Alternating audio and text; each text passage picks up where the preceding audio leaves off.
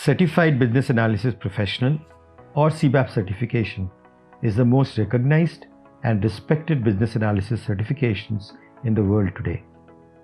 It provides immense satisfaction and confidence once you crack it successfully. Not to forget the impetus it provides to your professional career and compensation. In this video, I am going to share my learnings to help you plan your preparation in such a way that you crack it in the first attempt. My name is Abhishek Shrivastava and I am a CBAP certified professional. Before I start, let me tell you a bit about CBAP exam. It is tough or is it simple? CBAP is not an open book exam, so it's not going to be a cakewalk. It requires considerable effort to crack it for 3 reasons. Number 1, it is based on BABOK, which has concepts and business analysis activities which might be completely new to you, even though you are an experienced BA. Number 2, you need to clear each knowledge area individually to pass the exam. It means that you have to focus on all the knowledge areas and you can't be selective in your studies. Number 3, the questions are not straight from the book, like based on definitions, etc., but are based on application of BABOK concepts in real life scenarios and case studies. However, the good news is that a total of 16,224 people have cracked the CBAP exam as on 31st May 2022. If so many others have done it, you can also do it. Let's get to the top 5 things I would like to share with you so that you can crack the exam in the very first attempt. Number 1, plan your preparation. CBAP preparation requires around 12 weeks plus minus 10% of preparation time, or a total of approximately 100 to 121 hours of learning. Treat this as a project. So it's important that you make a plan with milestones and expected completion dates. Let me show you a sample preparation plan which I used. I'm going to provide a link to download it as well. I would recommend having the knowledge areas as milestones. Each knowledge area should have a separate learning plan and an assessment plan with a target scope. Keep assessing your plan as you study and complete the milestones. That will help you in keeping the focus on the target date. Number 2 point, master the knowledge areas. As you have to pass in all the 6 knowledge areas, you have to master these. Knowledge areas comprise of 8 sections. So it's important to ensure that you really internalize the tasks, input outputs, techniques and elements as well as the other sections of each knowledge area. How to do that?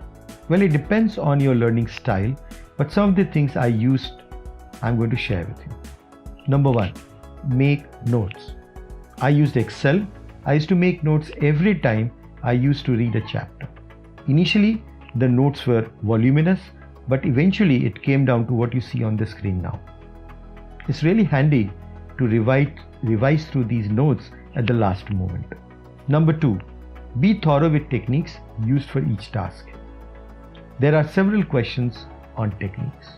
For example, brainstorming is a very general technique and is used for many tasks.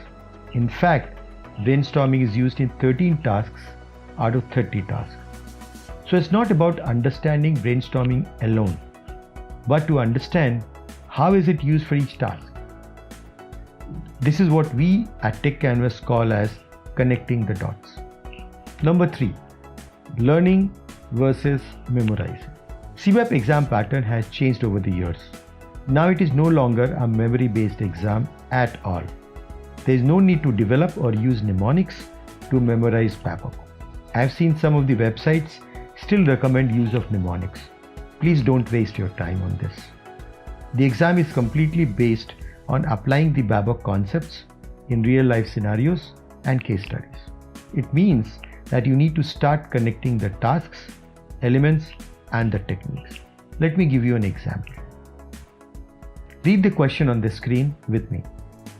An organization wants to modify the way the changes will be managed in the upcoming project.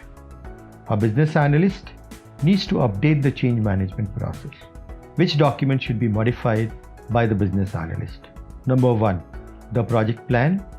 Number 2, business analysis approach. Number 3, governance approach. Or number 4, information management approach. This is a typical CBAP CCBA question. So the first thing you need to connect, where is the change management process defined?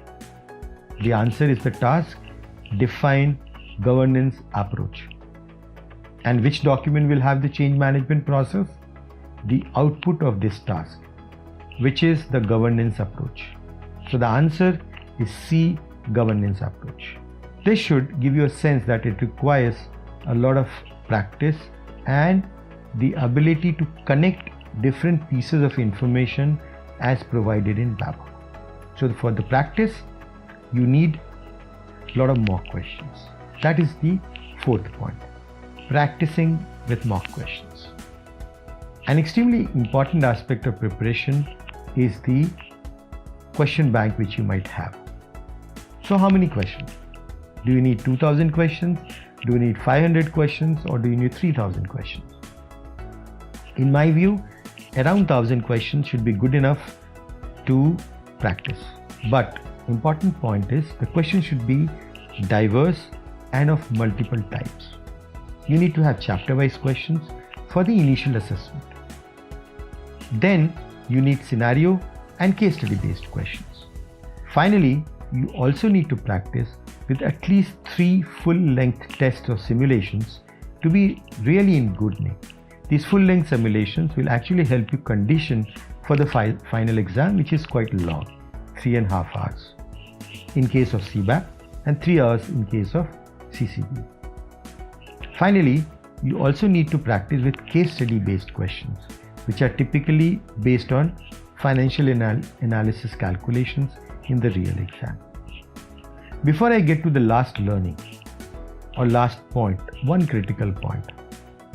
You must also understand while taking the test as to why did or did not answer the question correctly.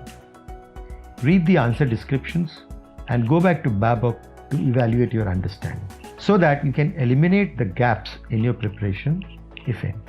Crux of this point is to practice and practice and practice till you start feeling confident. Now coming to the last point, which is when it becomes tough. During your preparation, you may reach a point when it starts to look difficult. That can happen for several reasons, but this is the time when people give up. It is easy for me to say, don't give up, but I would definitely say I was in this situation myself. As you know, I have the overall responsibility of managing Techcanvass, which is more than a full-time job in itself. There were periods when I could not do anything for the entire week, and that was very frustrating, especially since I had set up a deadline for myself. It had reached a point where I was probably 3 to 4 weeks behind and came to a point of quitting. This happens because we don't meet our expectations, and that leads to frustration and leads to an easier way, which is give up or delay it or say, okay, I'll do it next time. What helped me was a simple suggestion given to me by my ex-boss. Whenever you come to a point of quitting, take a step back, replan, and then go ahead. That helped as I looked at the timelines and changed it to set up new target dates and study plan. Because the first thing to not give up is to accept the reality and then start again. You may have your own way of handling the situation. The message is don't abandon your plan. There are ways in which you can readjust and continue your preparation. Hope the tips, the points and tricks will help you in your CBAP and CCBA preparation. Do write to me if you need any suggestions at cbap-ccba@techcanvass.org. We'll be happy to help.